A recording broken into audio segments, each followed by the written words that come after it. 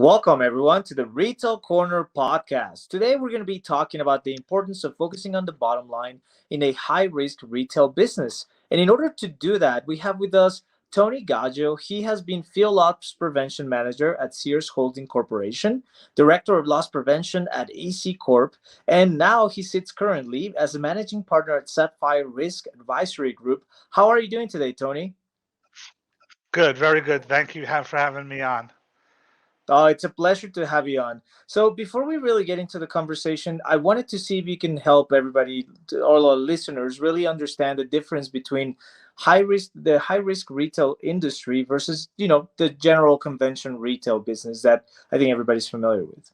Sure. So I've been in the retail business almost 30 years now, and the difference that I see in high risk businesses is high risk business is a large amount of cash on hand and a very desirable piece of merchandise. So when we talk high risk, we're talking jewelry stores, firearm stores, tobacco, alcohol, the cannabis industry, a product that would easily be able to be sold on the street. Now, not taking away anything from a company that sells sweaters or bicycles, but they wouldn't be considered a high risk business as a cannabis or a pawn shop would be.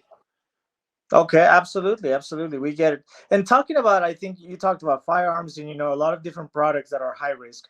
But I think probably the biggest one right now it's cannabis, right? I think that market is growing tremendously. I know there's a lot of states that are about to release the permission of selling cannabis more and more so across the nation.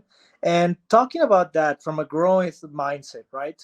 Uh, wh- Cannabis, I think, being one of the fastest growing sectors, um, what do you think from a risk management perspective, right? What should they be looking at? How can they improve? How can they get better in that sector? Yeah, so we've been in the cannabis industry doing security consulting for 10 years. We're the oldest national security company, and we've been in 36 states doing this. And what I've seen as a deficiency in the cannabis industry is a lot of people who are in the industry don't really relate to it as a retail business. They're the product that they're selling. If you removed cannabis and you put jewelry, you could have a jewelry store, or you could put firearms, or anything like that nature. So I think a lot of times when I'm working with our cannabis clients, and we have over 600 of them, is educating them on how to run their business like a retail company should. And I think that's one of the biggest challenges I see in the industry when it comes to security and keeping focus on the margins. Absolutely, absolutely. And I think it's ironic, right? And correct me if I'm wrong, but cannabis is such a huge retail market, but it's a small business, right? Because usually most of these companies don't have a lot of locations, right? Brick and mortar locations. They tend to Mhm. be small numbers, but making very, very high volume when it comes to sales, right? So for small businesses, right, that are making very high volume margins, when it comes to partnerships, I think as the pandemic has come through and past in many ways, partnerships I think are essential more and more, right, across all factors of retail. What is your thought on that? No, I fully agree. I think that being able to keep focused on the bottom line and the margins are very important in cannabis, just like any other retail business. And that partnership is really where you're going to focus on, whether it's the delivery company, whether it's your ancillary support. For instance, for us, it would be what you would pay for guards, or what you would do for you to build the security for your location, from an ancillary point of view, how you get your product, what the price from the grow facility that you would buy your product in. And again, this all goes back to very basic retail 101, where all of the things you're doing in the cannabis industry you would do in other industries too. Just you would buy your alcohol or your liquor from somewhere, or the distributing of your guns to your location. So I think the partnership is going to be key for cannabis retailers to be successful going forward. Absolutely, absolutely. And with such high level of security, right, in this type of businesses, regardless of the product itself, Right. where do you think there's an opportunity to increase the customer service aspect, right? Because I think a lot of times folks get a little intimidated, right? Especially talking back about cannabis, right? You have to go through these gated doors. I mean, I've been through it in Vegas a couple times myself, right? And I remember the very first time I was like, oh, am I doing something wrong, right? Because it seems so secure and so formal, the process of entering. How do you think that process flow can be smoother from a customer service perspective and engagement? Well, I think a lot has to go with communication and education. If you ask me, having been in retail, like I said, for 30 years, what's the number one thing you can do to increase your profitability and to reduce your security concerns? That's good customer service. And I think good customer service starts right at the beginning of any location. In the cannabis industry, obviously, you have to have your ID checked, much like you would have to do in a liquor store or another high risk type of business or a bar or something of that nature. But a lot Mhm. of that is the communication right at the beginning for these retail locations and making sure, like you said, that you feel at ease when you come into this location, that you don't feel that you've done anything wrong. And it's a location that you would want to come back, that someone's going to help you there and support you with what's going on. Absolutely, absolutely. No, and so what are some of the things that you foresee here in 2023 as we start the year that you find very exciting, that your company finds exciting, and that you think it's going to be somewhat of a change in the market?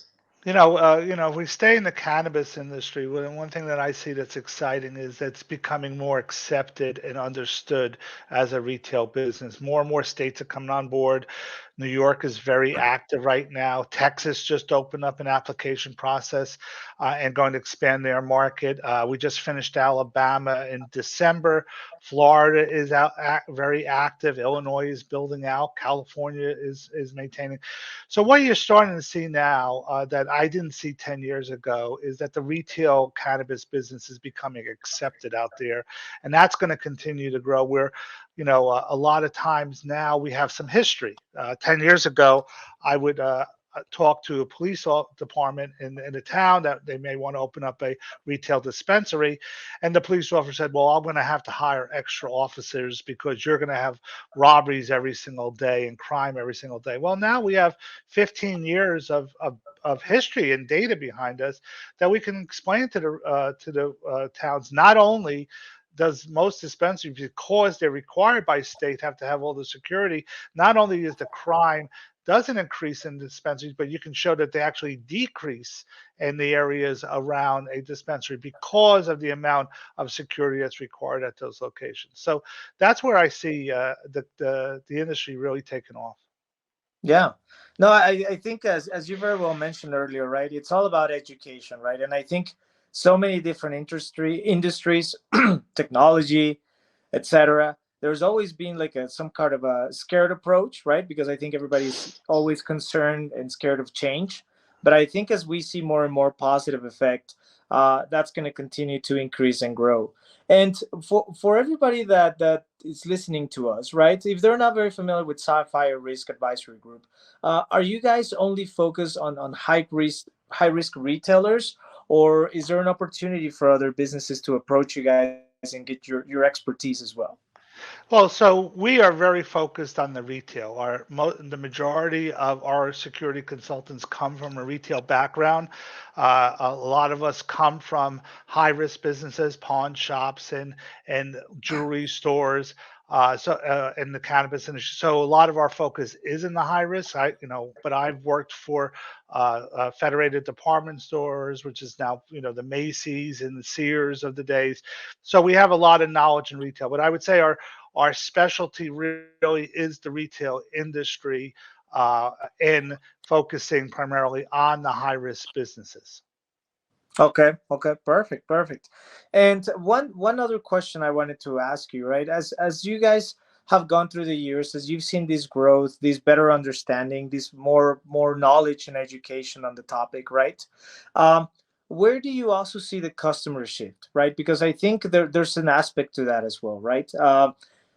Because in the midst of pandemic, in the midst of inflation and everything that's happening, do you foresee that impacting, the cannabis business? Do you think they'll need to make some changes in order to cater to the customers, spending power as we're moving through this year, or what do you see there?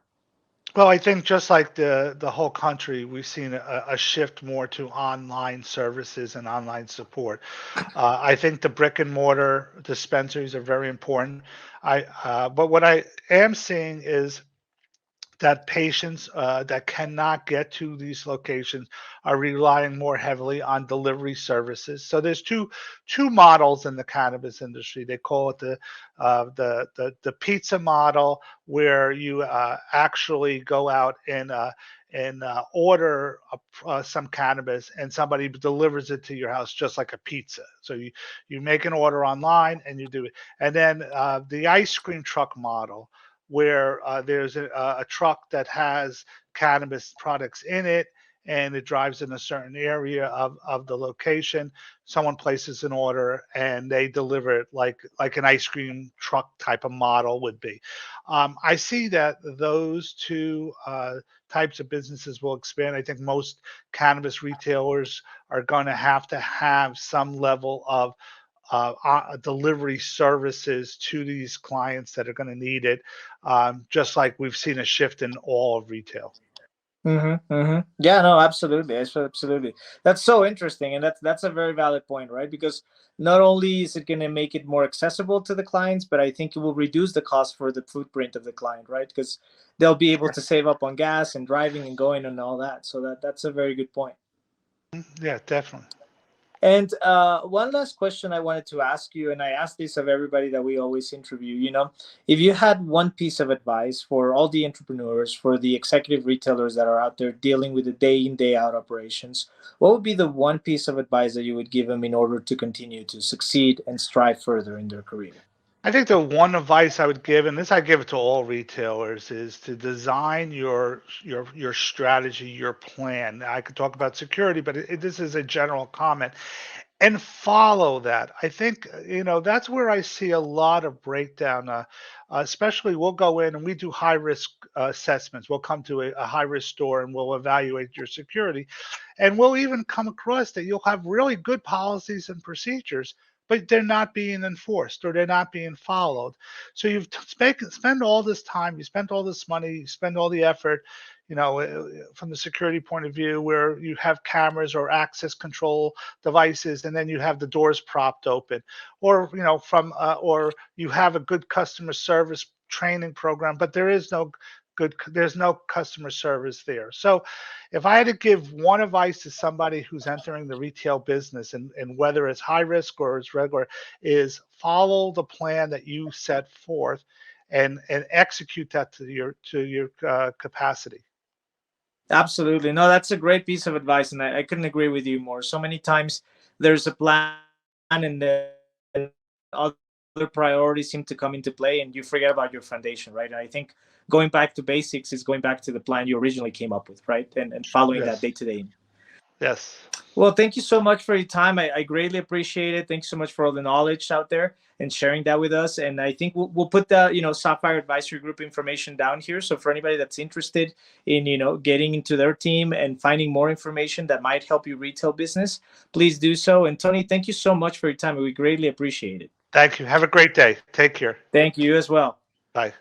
If you would like to be featured on our podcast, please email us at podcast@retailcorner.live or visit our website, retailcorner.live. Looking forward to having you as our guest on our podcast, and thank you so much for listening.